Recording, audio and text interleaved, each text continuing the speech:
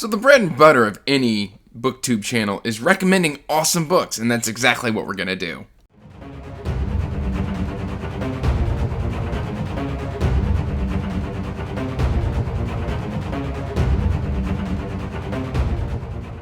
Hey everyone, welcome back to Andrew's Wizardly Reads, and as always guys, I am Andrew. Today guys, we are going to be recommending you some books based off some elements within those books, and they're going to be indie books. But before we get into that, please like this video and subscribe to the channel. Otherwise, Mike is going to come in here and take all of my special editions, and I'm going to be very sad, and he's just going to add them to his collection. So please subscribe so that doesn't happen. Now, all joking aside, we've got a lot of books. I literally just turned around, looked at my shelves, and just started nabbing books off of my shelves and was like, hey, that's a category, that's a category, that's a category, and that's a category. So we're going to start with Christopher G. Brenning's The Hellborn King, and essentially this is character-based military fantasy. This is my pick for military fantasy. Now this is a darker, grim, dark book, but the military aspects in this book and the character development is fantastic. This is not one you want to sleep on. We're going to go really quickly because I've literally got, I think, 16 books here. Next up, if you're wanting a modern indie fantasy with a classic feel to it and really solid relationships, Needle and Leaf, this is specifically Thrice, the first book by Andrew D. Meredith, also author of The Collation Cycle, which has that same feel as well. But this one, I believe, is Slavic fantasy, which is a little different. You're going to see different monsters, different fantasy creatures, and stuff like that. Very good and worth checking out. I've had a great time with this series. Next up, for my superhero fantasy pick, it couldn't be anybody other than J.C.M. Berne, author of The Hybrid Helix, and specifically the first book is Wistful Ascending. Great humor, just kind of like Rowan just wants to retire and be left alone, but he's a retired superhero and he's a superhuman, and you know, people just aren't going to let you retire and live your life like that. Pisha. Clockpunk and Steampunk Fantasy. I've got to go with Trudie Skies, The Cruel Gods. This is the 13th hour, and I believe this was my book of the year for 2022. Question mark. Years blend together in my mind. I'm starting to now do this long enough where I'm having to do math, and math is not my strong suit. But yes, fantastic analyzation of just trauma and good character arcs, inventive kind of use of a steampunk world. I loved this one. Loved this book. I need to read the sequel. I need to get on that, Trudie. I need to get on it.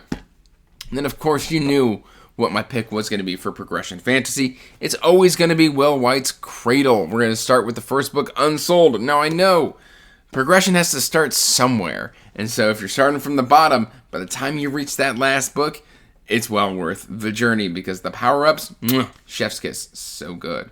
For my Western fantasy, you knew I was going to go for No Land for Heroes by Cal Black. This is Legends and Legacies, Book 1. Now, this does have new character art. This has new cover art. There we go. You can check that out right there. But this is the older copy, and I love this book. I love the analyzation of PTSD. I love the Western elements. Fantastic stuff. For my straight grim dark pick, we are going John Palladino's The Trials of Ashmount. It doesn't get darker than this, while still maintaining good story progression, good character arcs. Everything about this was awesome. It is a dark, dark book, so be warned, I am looking forward to getting into Buzzard's Bowl here soon. My YA pick is going to be Victoria Tecken's Phased. Now, this is Tori from Tori Talks book, and I loved this book. We have got Val and Lila, and they are werewolves. They are trying to integrate into a kind of human world and being told that their culture doesn't really matter to them. Great coming of age story, great dealing with loss and PTSD, stuff like that. Fantastic analyzation of mental health. Loved this book. And a lot of discussion on self-worth. Mysteries. This is the series that got me back into mysteries. I've been buying up Agatha Christie books left and right. This is Patricia Meredith. You might recognize that last name. This is the wife of Andrew D. Meredith, who appeared earlier on in this video. This is Butcher, Baker, Candlestick, Taker. This takes place in 1900 or 1901, Spokane, Washington. fantastic. I loved this. Great food description, great mystery, two very interesting brothers, and just a overall amazing book. I enjoyed that series so much. If you're looking for something a little bit more epic in scale with, just bombastic battles and building tension, nations at war, think of kind of like, the next possible Stormlight Archive and stuff like that with a steampunk twist, we're going to go Christopher Russell's Divinity's Twilight Rebirth. Fantastic. We've got some younger protagonists, so there's some coming of age, there's some growing up, but they've still got trauma, there's some ancient histories, fantastic magic system, great steampunk elements. I love this book. Love it. And book 2 was even better. Then if we're going in YA sci-fi adventure, kind of specific, but we've got D.O. Abbott's Debunked, and this one was a delight. I had a smile on my face throughout the entire book. I mean, when you've got a mad scientist camel on a dirigible, what more do you want? What more do you want? Like, this book was brilliant. It was genius. It was inventive. It was fun. And I loved everything. Everything about this. I can't wait to get the second book.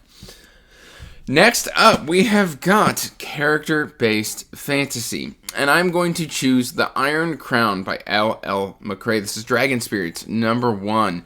And what sells this series for me is the characters and their interactions. That is what I really vibe with here. There's just loving relationships. There's supportive characters. There's a lot of distrust and stuff. But man, this book is amazing. The second book was a lot darker. But the first book is still an all-time favorite of mine. Post-apocalyptic sci-fi, you ask, with a murder mystery serial killer? Jacob Markov's Zeroed Out. I loved this book. It really caught me off guard how much I loved this book, where basically humans are now living in like these domed cities. There's like 7 domed cities. People are going missing. There's an AI overlord watching everything, and all of a sudden a serial killer pops up who is evading the AI. Mystery. I love this book so good. And I like the ending even better because it ends kind of on a question rather than just a definitive ending, and I really enjoyed that. Emotional dark fantasy. We've got Winds of Strife by U.G. Gutman. I read this one a couple years ago, and it's got an emotion-based magic system, which is very, very, very cool. It's a darker story, but like, how far are you willing to go to get revenge, even if it means you become the monster that you always hated? That story is fantastic.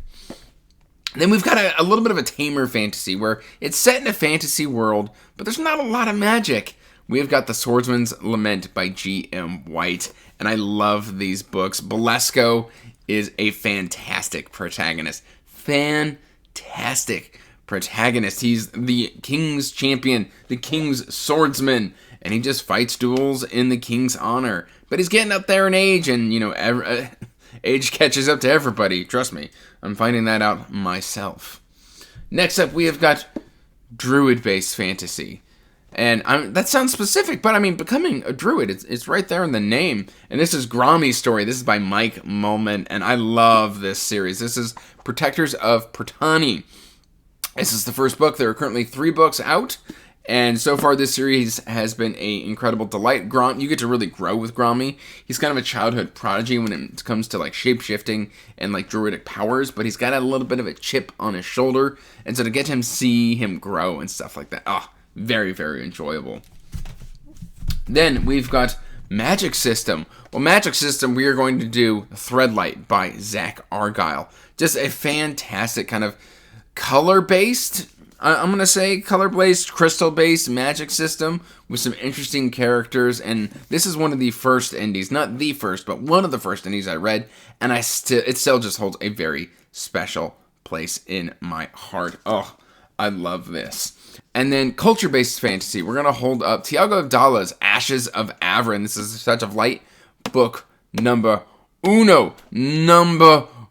But basically, we've got 2 cultures who worship death in different ways. One worships life, and the other worships death. And one won't talk about death, and then like there's just clashes and misunderstandings, and like airs of superiority. There's griffins. It's so so good. I can't wait for the third book, and the second book was just as good. Now, I went through all of these really, really quickly, but hopefully I just gave you enough to have just a little bit of a taste of what these books could possibly be about. These are all well worth checking out, and I will have links to them in the description box down below so you can check them out just like that. Check these out. Do me a favor. Buy these books. Support these authors. Oh, it would mean the world to me. That's all I've really got for you today, guys. So, till next time, peace out. Stay magical. Bye. And as always, I want to give a huge thank you to my patrons.